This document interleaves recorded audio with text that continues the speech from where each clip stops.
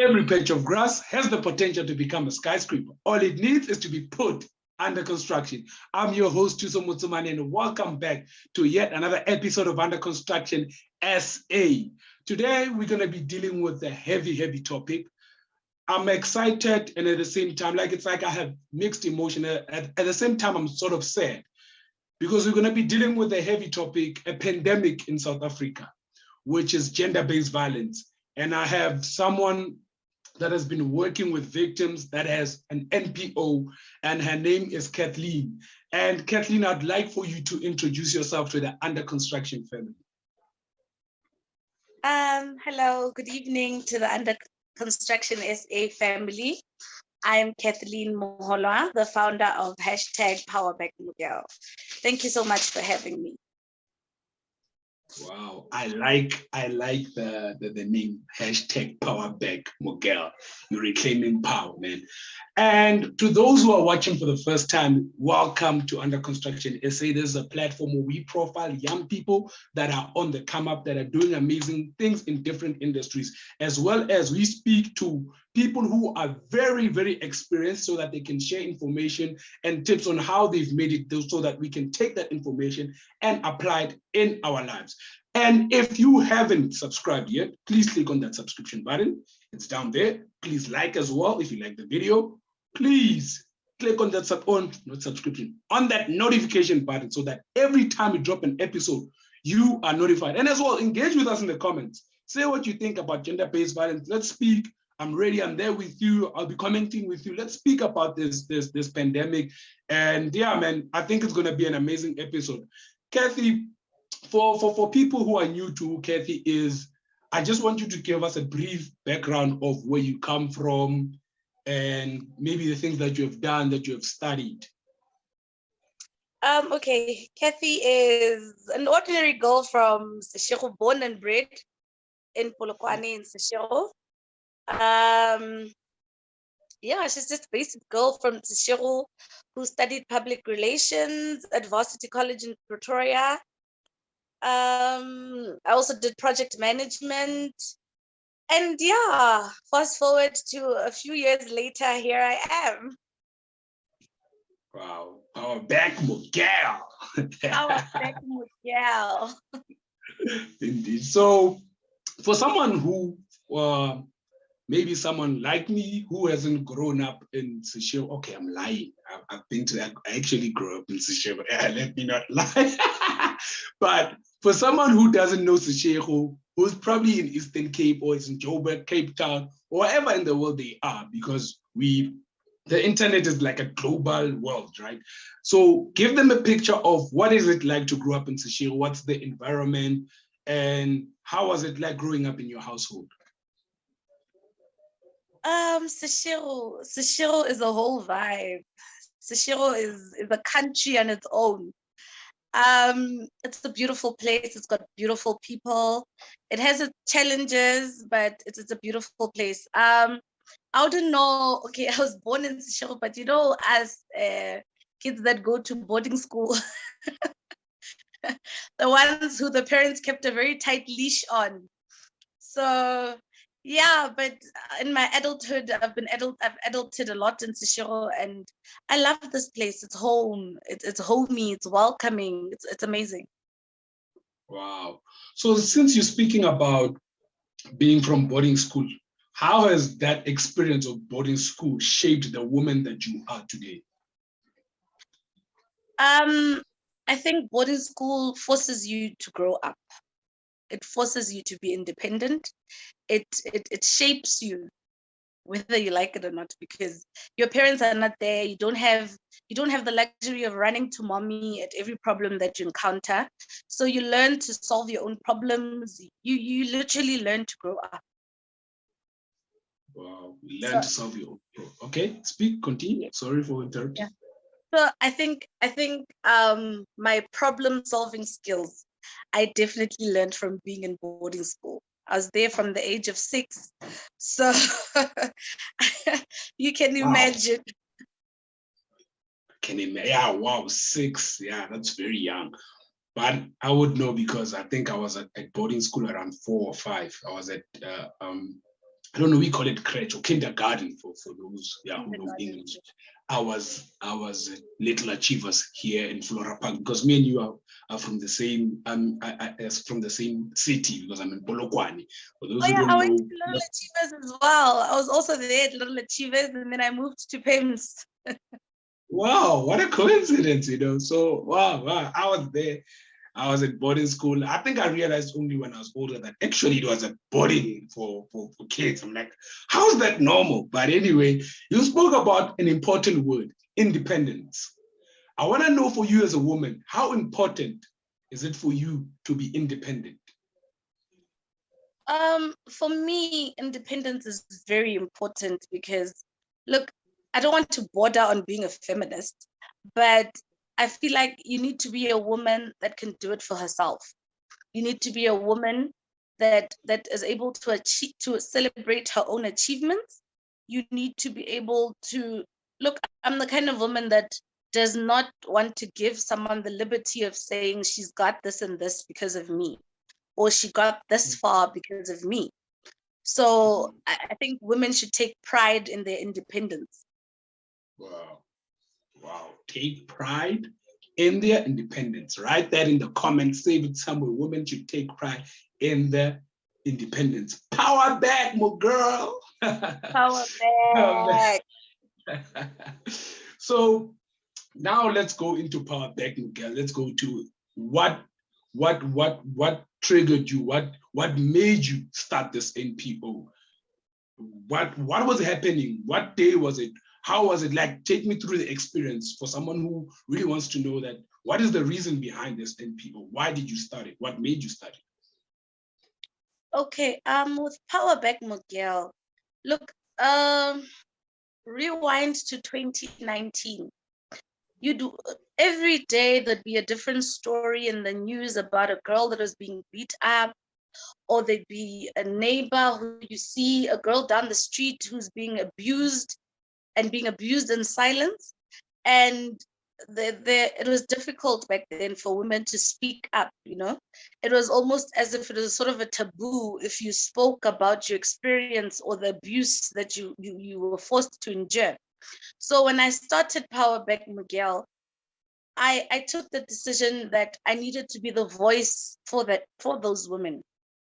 I needed to give those women their voices back.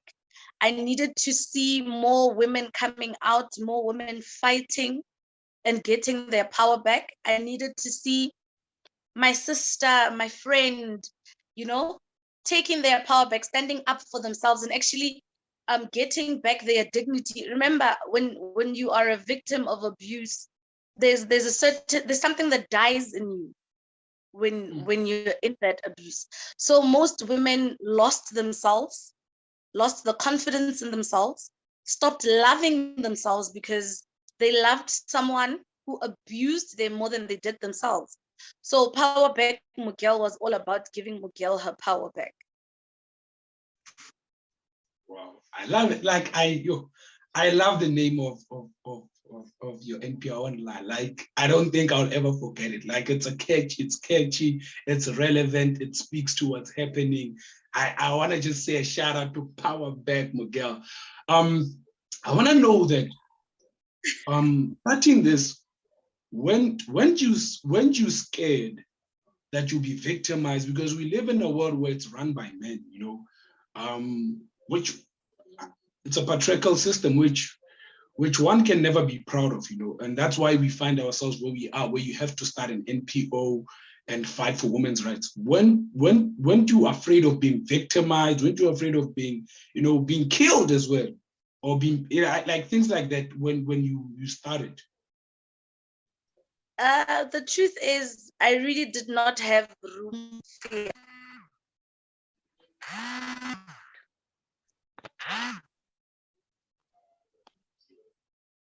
Hello? Yes, can you hear me? I can hear you. Yes, I didn't have any room for fear. I think what fueled me is that women needed me. Well, I needed myself too. So fear was not in my vocabulary when I started PowerBackMoghel. Yes, there are times whereby when we need to attend a case and the elements of that case, there is a small element of fear in there. But at the end of the day, the end result motivates you, or rather encourages you. So I didn't really have room for fear. I didn't have the luxury of being scared. Wow, that's amazing. I think you are a definition of what the word courage, because it's only courage if it's contrasted with fear. And you took a step. You said, no matter what, I will give power back to the ladies or to the women of South Africa. And we salute you for that. So I want to ask you that what are some of the challenges that you faced in the road of trying to combat gender-based violence?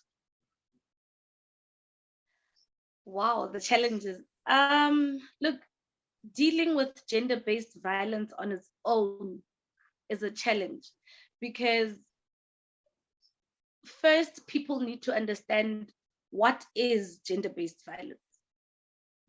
From there, there's a perception that gender-based violence is just violence against women.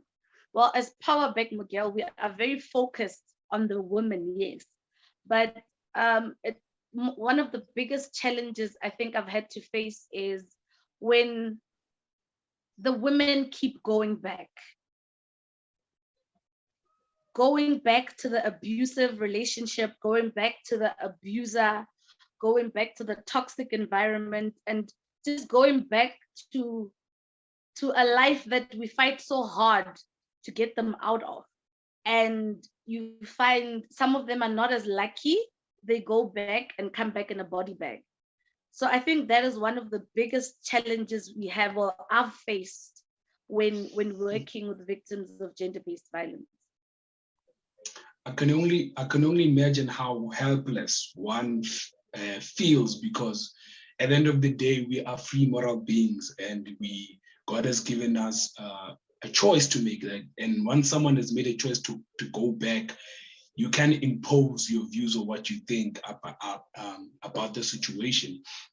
And yeah, man, it's saddening to see, because I know and I've seen and I've experienced, because I'm also a South African, of people who would go back to that abusive relationship. And I maybe you can explain to us what do you think makes people to go back even after they've been bitten?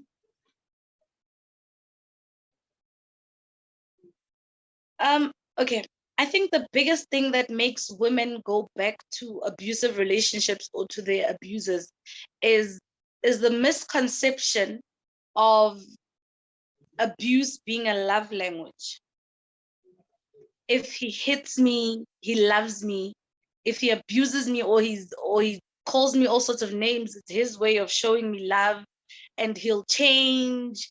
And you know, I think, and the hope of this abuser changing his behavior is also a factor leading to women going back. You know, okay, you can speak and continue, sorry. Which is quite a problem, because an abusive trait, you don't just wake up one day and decide, I'm done abusing this person, because abuse falls into a habit, and women they get used to the life of being abused until it comes to a point where he hits me by mistake and I hit something and I die. So that is yeah, I think the hope for him changing is what takes us back. Hope of him changing. And I think I pick up one thing you spoke about was the fact that it's a love language, you know. And I remember having a conversation with certain group of guys, and they were saying, what about women who think that when you don't beat them up, you're not a man? And I found myself, I paused for a second, because they said to me, there are women who believe that if you don't beat them up, you're not a man. And I wonder if you can answer what triggers that for women to say, you know what, if a guy doesn't beat her, is it because she grew up in such a home where her father was like that? What makes it such a gruesome behavior so normal? I think our parents are to blame for normalizing that type of behavior. Remember, in the olden days, it was either the men's way or the highway, and the women had to oblige, and the women had to sort of almost worship the husbands, and were always put, well, they were not as valued in those days. So as a child, you grow up and dad hits mom, and mom makes excuses for dad. At the end of the day, you're a child growing up thinking, well, Papa made a mistake, or no, don't worry, Papa loves mommy, but he's just reprimanding mommy. So our parents also have a very big role to play in the notion that says beating up a woman shows your manhood, or scolding a woman, or calling her all sorts of names is a form of being reprimanded, of which that narrative needs to change. So then how do we change that narrative? What do you think is the solution? Basically, what I think should happen now is we should be having the discussion on decision making. Women should be allowed to decide to leave. Women should be allowed to decide when enough is enough. We're not having that decision. Our parents should welcome us back from failed relationships and have the conversation with us. Because look, one of the problems that we have as well is that we are too scared to leave abusive marriages because of what is Makelwani going to say about my mom? What are they going to say about me? So women need to have the conversation of making the decision to leave. Women, like we need to change the way we deal with violence, especially against women altogether, because it's okay, we can go to the police stations, we can open the cases, we can go to the hospitals and get the treatment, but all of that is in vain if you yourself could not make the decision to leave that environment, to leave the person that is causing you pain, the person that is responsible for you being in hospital. We wouldn't have to go to the police station if at the first instance you took the decision to leave. So I think the conversation that we should be having right now around gender-based violence is decision making in the relationship, making yourself a priority in the relationship, and making yourself a priority to yourself. Decision making and making yourself a priority in the relationship. Those are like, and I can tell you are very passionate, by the way. Like I love it. You're very passionate. I can tell this is your thing. And you're not just doing it by the way, it's something that is really in your heart. And I want to say again, we salute people like you who decided to stand up and say enough is enough. There's a problem. I'm going to do something about it. I'm not going to wait for the next person to do something. Then, which speaks to you spoke about giving back dignity to the woman. I want us to go into that. How is your NPO PowerBackMoghel bringing back dignity to the women of South Africa? PowerBackMoghel, okay, we take the case and we tackle it from head on. We attend to the case and then we help the victim in opening of the cases, and we follow through the case right through the end. We offer emotional and psychological support. We have social workers and psychologists that we're working with that give therapy also to our victims of gender-based violence. We are about more than just marches, and because lately what happens is a woman gets killed and we march. A woman gets raped and we march. We make a lot of noise. but what is happening with the actual victim? Who is taking care of that victim's mental state? You know, the trauma that that victim, it's all good and well. Like, I've got nothing against marches. Please let me not be misunderstood. But I feel like we need to take care of the victim. Look, being abused is a traumatic experience and it changes a person. It does something to a person. So having your situation all over social media, or having people picketing about it and people taking pictures of you, you sort of get into a shell. Now it's difficult to walk in the street because people know what happened to you. There are certain victims that would like to keep their abuse private and deal with it in a private manner. So as PowerBackMoghel, we step in, we go with you to the police station, we make sure that your case gets the necessary attention that it needs. We take you for trauma counseling. We have institutions that we work with, such as Tutuzela and VP, whereby they offer temporary accommodation for victims of gender-based violence.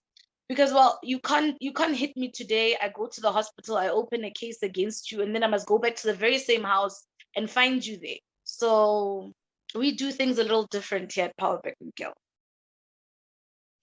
Wow, you are doing a very, very, very great job.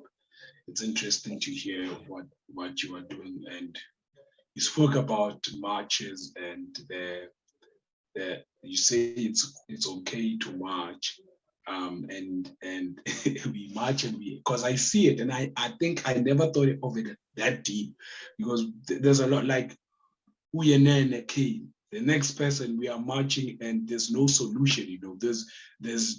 It keeps on happening. What do you think, as a woman, do we do to stop entirely? How can we stop this thing from happening? We minimize it happening, or stop it entirely? What do you think are the solutions for us?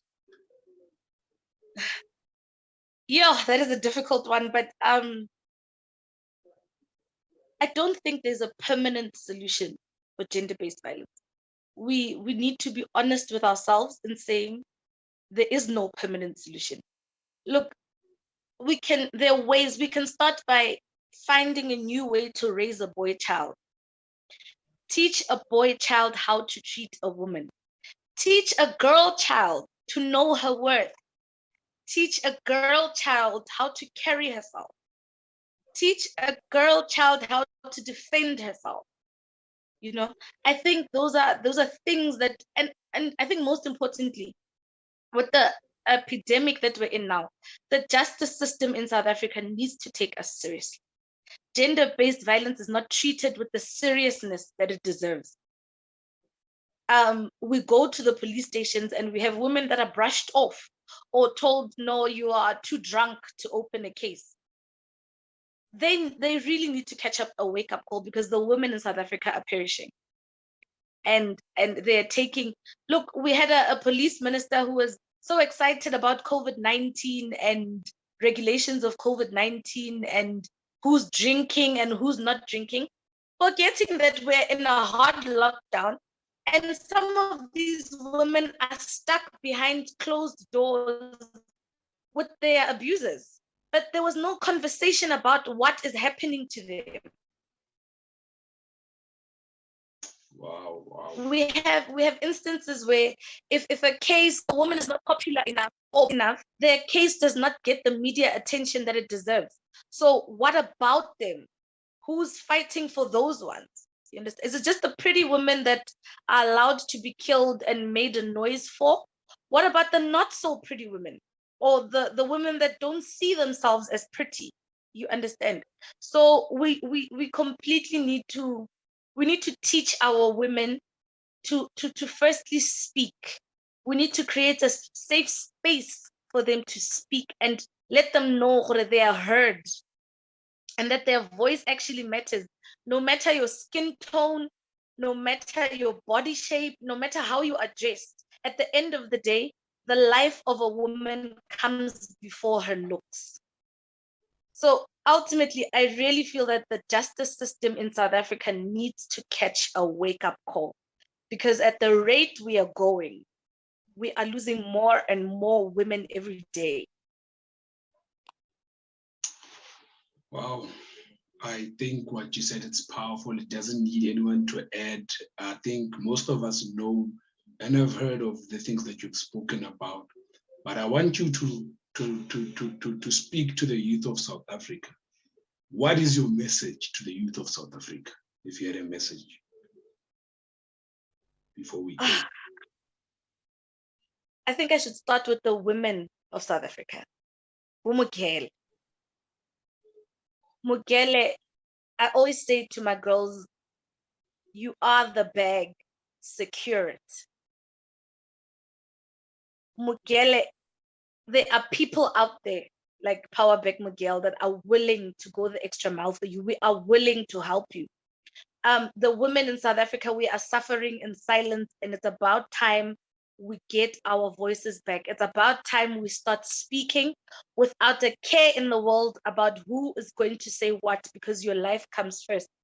There is no man in this world that will love you and hurt you. Laying your head, I don't care how angry he is, I don't care how upset he is, I do not excuse violence against women. Basadi, we should know we are glasses, we are marshmallows, we need to be treated as such.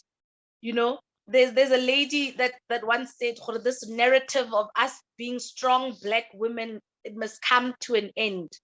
To the guys in South Africa, if you feel the relationship is no longer working for you, or you feel this woman is no longer worth it for you, let her go. Let her go. Find help.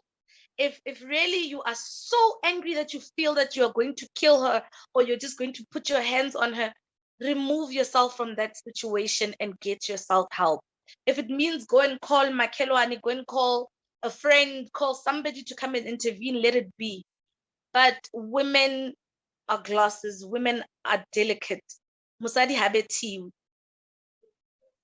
Wow, what a powerful message. And you know, Under Construction family, you've heard it. I don't want to add, I don't want to subtract. To all of us men, let's do better. I'm speaking and stating here as a man, let's do better. And yeah, this has been Under Construction SA. Thank you for tuning in. Every day, 5 p.m. on Sundays, we're here. Click on the subscription button, share with people, let people know about what we're doing. And we bring people who are like Kathleen with PowerBackMoghel, who are bringing back dignity to the women. And we are proud of you, Kathleen. When I say keep pushing on, and if you need something from us, we are more than willing to help. And I think I will put in the description bar, I'll put the social media handles of PowerBackMoghel, of Kathleen and stuff like that, in case you want to help them, in case you want to donate and stuff like that. That will all be put in the description bar here on YouTube. So from us, Under Construction SA, and from me, Thuso Motsomane, I would like to say, Aibe Buroko. Peace. Thank you.